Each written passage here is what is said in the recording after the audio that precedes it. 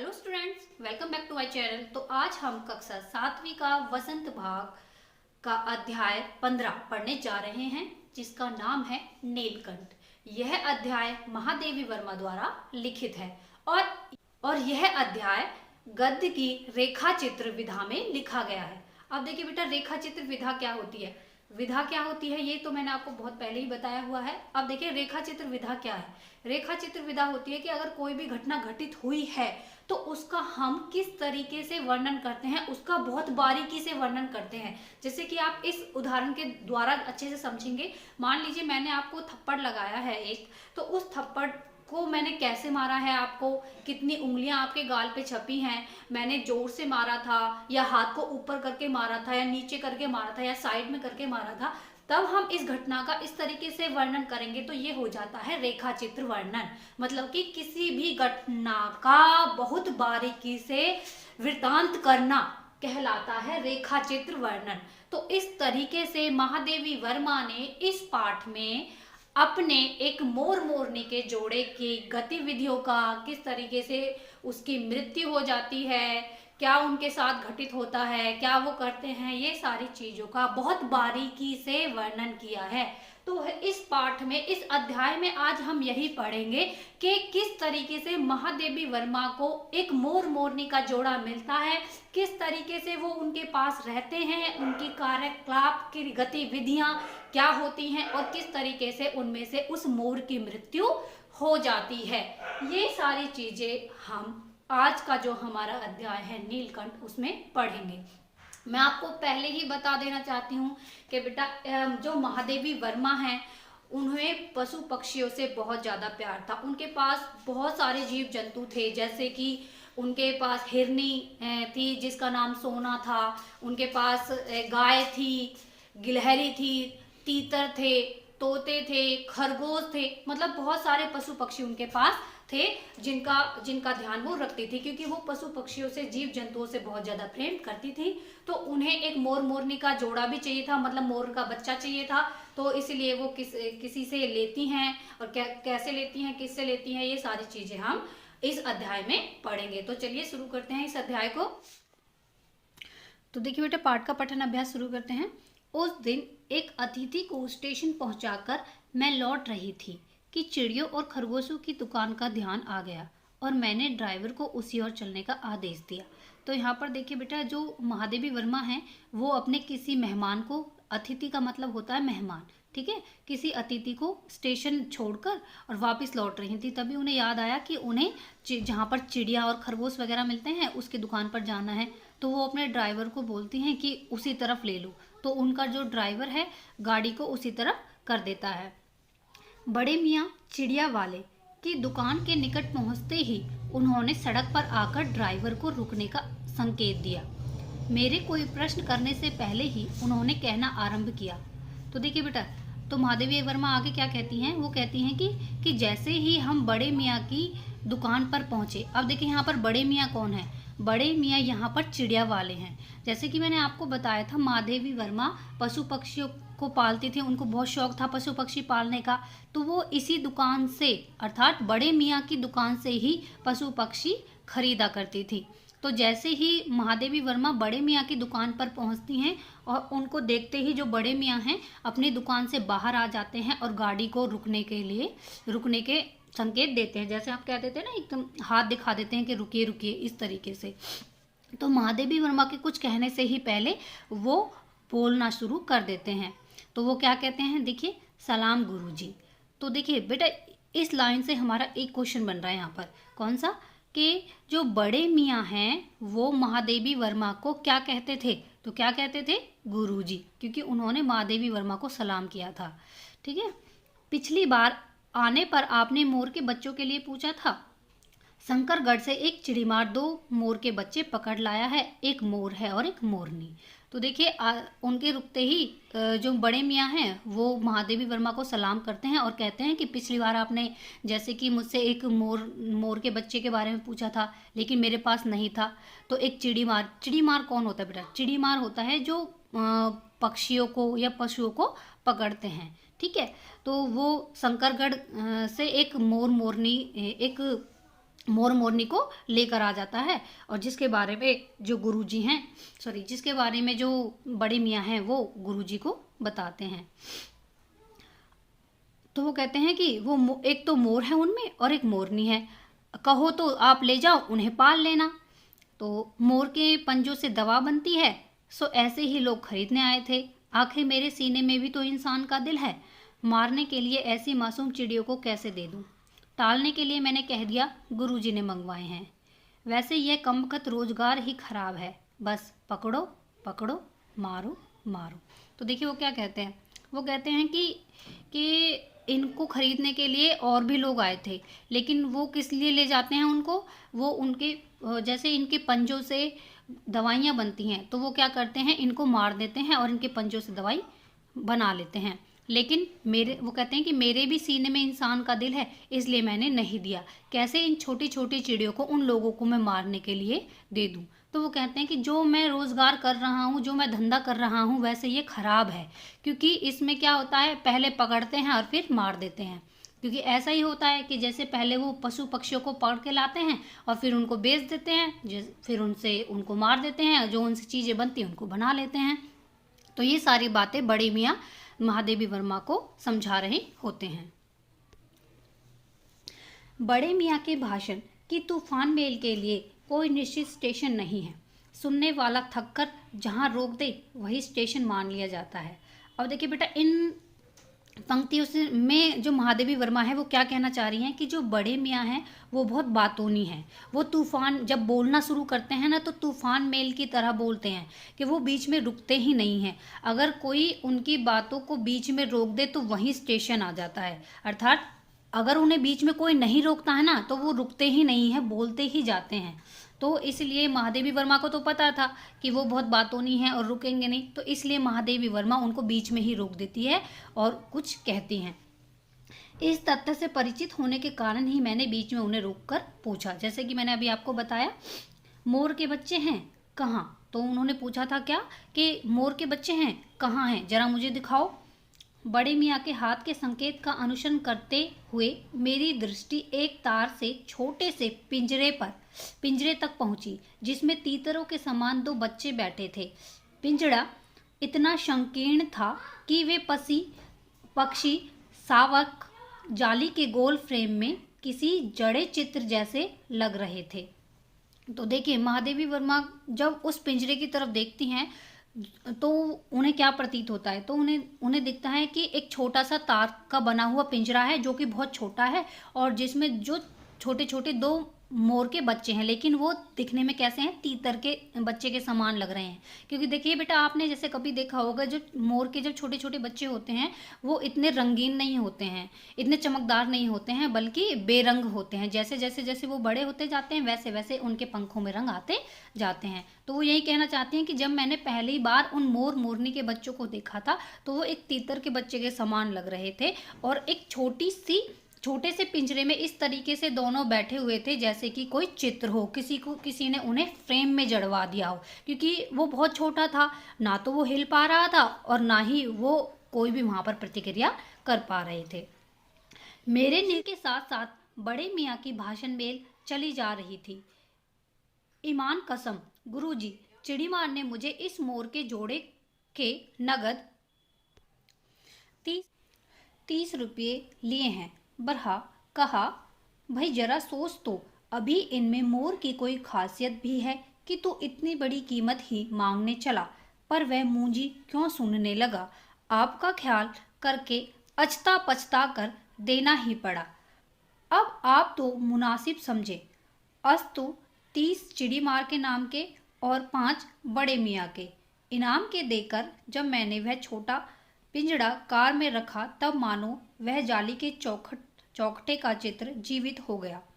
दोनों पक्षी शावकों के झटपटाने से लगता था मानो पिंजड़ा ही सजीव और उड़ने योग्य हो गया है।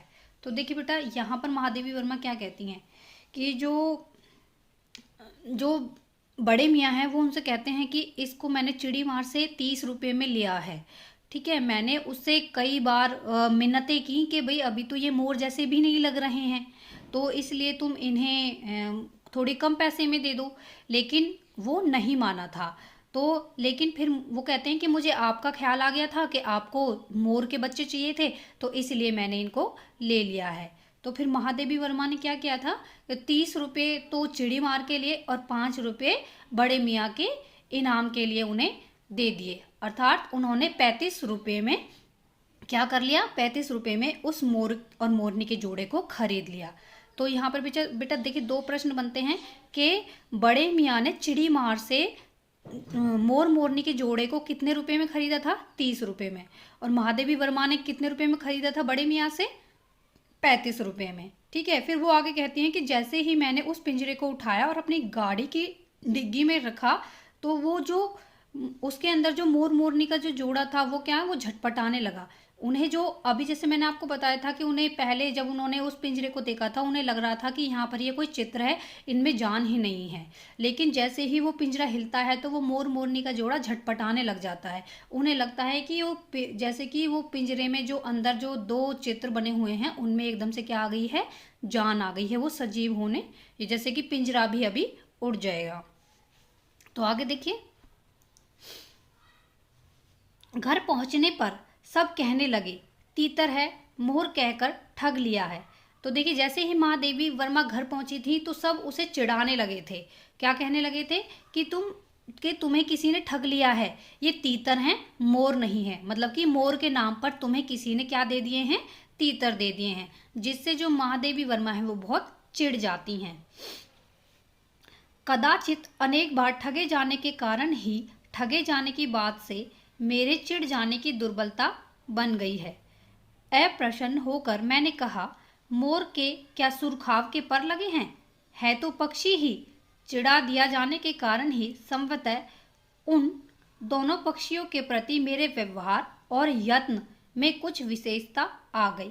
तो देखिए अब यहाँ पर महादेवी वर्मा क्या कह रही हैं, वो कह रही हैं कि जैसे ही मैं उनको घर लेके आई तो सभी मुझे चिढ़ाने लगे, कहने लगे कि तुम्हें ठग लिया है, बड़े मियाँ ने तुम्हें ठग लिया है, मोर कहकर तुम्हें तीतर पकड़ा दिए हैं। तो जिसके कारण क्या है, उनके अंदर एक चिड़चिड़ाहट पैदा हो गई कि वे कई बार ठगी जा चुकी थी। जैसे कि वो पशु पक्षी पालती थी तो उन्हें कुछ और समझ के कोई और दूसरी चीज़ दे देते थे, जिसके कारण वो क्या होती हैं, वो चिढ़ जाती हैं। तो अब वो क्या कहती हैं कि फिर चिड़ाहट में क्या कहती हैं, तो कोई बात नहीं, अगर तीतर हैं तो तीतर रहने दो, क्या अगर तीतर हैं तो हम तीतर को भी पाल लेंगे, क्या मोर के क्या सुरखाब के पर लगे होते हैं, होता तो पक्षी ही, चाहे ये कुछ भी है, मैं इसे पालूंगी। तो वो अब क्या करती हैं, तो सब उनसे तीतर तीतर कह के जब चिढ़ाने लगते हैं तो वो क्या करती हैं, उनकी देखभाल बहुत अच्छे से करती हैं कि कोई बात नहीं, अगर तीतर है तो तीतर ही रहने दो। तो उनकी देखभाल में बड़े मन से वो लग जाती हैं। पहले अपने पढ़ने लिखने के कमरे में उनका पिंजरा रखकर उसका दरवाज़ा खोला, फिर 2 कटोरों में सत्तू की छोटी छोटी गोलियां और पानी रखा। तो देखिए महादेवी वर्मा ने क्या किया था पहले, कि वो उस पिंजरे को अपने पढ़ने वाले कमरे में लेके गई थी जिसमें वो पढ़ाई करती थी, और वहाँ पर वो पिंजरा रख दिया और उस पिंजरे का दरवाज़ा खोल दिया। तो देखिए बेटा यहाँ पर कुछ इस तरीके से अपना इमेजिनेशन लाइएगा कि जैसे ही वो उनका स्टडी रूम है उसमें वो अंदर जाती हैं और उस पिंजरे को रखती हैं, तो जालियों को वो खुला रखती हैं लेकिन दरवाजे को वो बंद कर देती हैं। अगर सोचिए, क्योंकि जालियों को खुला क्यों रखती हैं, जालियों को वो इसलिए खुला रखती हैं, खिड़कियों को वो इसलिए खुला रखती हैं क्योंकि उनमें जालियाँ लगी हुई होती हैं जिसके कारण वो बाहर नहीं जा सकते हैं। लेकिन दरवाजे में तो कोई जाली नहीं लगी हुई थी, तो इसलिए वो दरवाजे को बंद रखती थी। तो जैसे ही वो अपने पढ़ाई वाले कमरे में जाती हैं और उस पिंजरे को उस कमरे में रख देती हैं, दरवाजे को बंद कर देती हैं और जालियों को खोल देती हैं। फिर वहाँ पर वो 2 कटोरियाँ लेके आती हैं, उन कटोरियों में एक में तो पानी और एक में सत्तू की छोटी छोटी गोलियाँ बनाकर वहाँ पर रख देती हैं। तो देखिए आगे पढ़ेंगे, वे दोनों चूहेदानी जैसे पिंजरे से निकलकर कमरे में मानो खो गए, कभी मेज के नीचे घुस गए, कभी अलमारी के पीछे। अंत में मैं इस लुका छिपी से थककर उन्होंने मेरी रद्दी कागजों की टोकरी को अपने नए बसेरे का गौरव प्रदान किया। देखिए अब महादेवी वर्मा क्या बता रही हैं कि जैसे ही मैंने पिंजरों को खोला तो वो पिंजरे से बाहर निकल के आए, क्योंकि पिंजरा बहुत छोटा था, जैसे मैंने आपको बताया था बहुत छोटा पिंजरा था, वो हिल भी नहीं पा रहे थे। तो अब जैसे ही वो पिंजरे से बाहर आए, उन्हें बड़ा कमरा मिल गया। वो इधर उधर घूमने लगे, कभी मेज के नीचे घुसने लगे, कभी बेड के नीचे घुसने लगे, कभी कुर्सी के नीचे घुसने लगे, जिसके कारण वो क्या, ऐसा महादेवी वर्मा को ऐसा लग रहा था कि जैसे कि वो लुका छिपी खेल रहे हैं। तो अंत में उन्होंने कई जगहों को देखा, लेकिन उन्हें वो इतनी अच्छी नहीं लगी होंगी। तो लास्ट में क्या होता है, अंत में क्या होता है कि उनका, जैसे कि मैंने बताया, पढ़ाई का कमरा था, तो एक टोकरी रखी थी उनके कमरे में, उसमें रद्दी कागज पड़े हुए थे, तो उसको उन्होंने अपना घर बनाया। तो वो पूरे दिन पूरे कमरे में खेलते थे, लेकिन रात को आकर उस रद्दी की टोकरी में ही सोते थे, अर्थात वो उस रद्दी की टोकरी को अपना घर समझने लग गए थे। तो देखिए आगे पढ़ते हैं। 2-4 दिन वे इसी प्रकार दिन में इधर उधर गुप्तवास करते और रात में रद्दी की टोकरी में प्रकट होते रहे। फिर आश्वस्त हो जाने पर कभी मेरी मेज पर, कभी कुर्सी पर और कभी मेरे सिर पर अचानक आविर्भूत होने लगे। अब देखिए बेटा, ये समझिएगा, यहाँ पर महादेवी वर्मा क्या कहती हैं कि जब शुरू शुरू में आए थे तो वो डरते थे।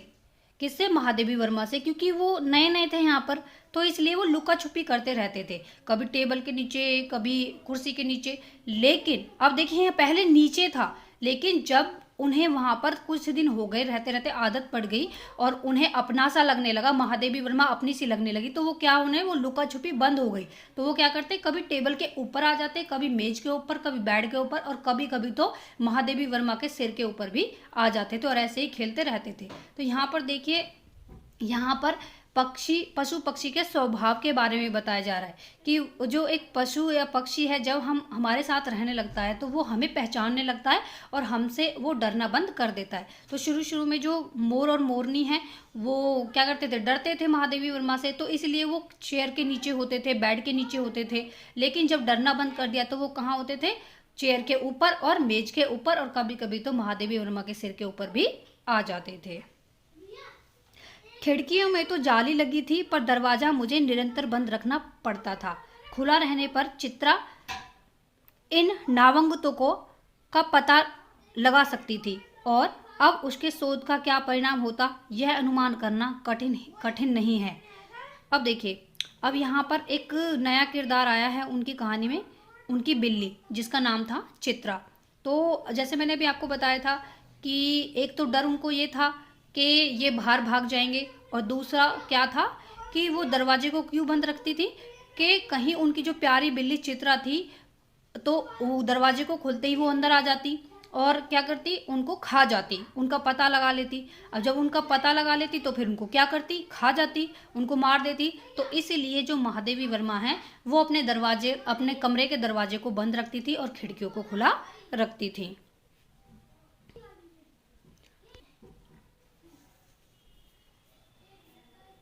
वैसे वह चूहों पर भी आक्रमण नहीं करती, परंतु यहाँ तो 2 सर्वथा अपरिचित पक्षियों की अनाधिकार चेष्टा का प्रश्न है। उसके लिए दरवाजा बंद रहे और ये दोनों ऐरे गहरे मेरी मेज को अपना सिंहासन बना लें, यह स्थिति चित्रा जैसी अभिमानिनी मार्जरी के लिए असहाय ही कही जाएगी।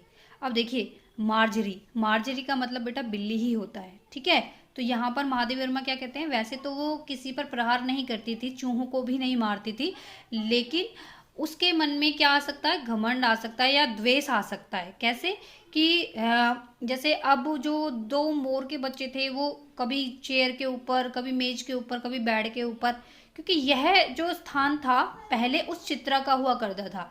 अब उसे ये लगे कि मेरी जगह उन्होंने ले ली है, तो क्या पता इस कारण से वह उनके ऊपर झपटे और उनको मार दे। और दूसरा, वह अभी उनसे मिली भी नहीं थी और अपरिचित समझ के वो उन्हें कोई हानि ना पहुंचा दे, इसीलिए वह क्या करती थी, यहाँ पर उनको क्या करती थी, अपने दरवाजे को हमेशा बंद रखती थी।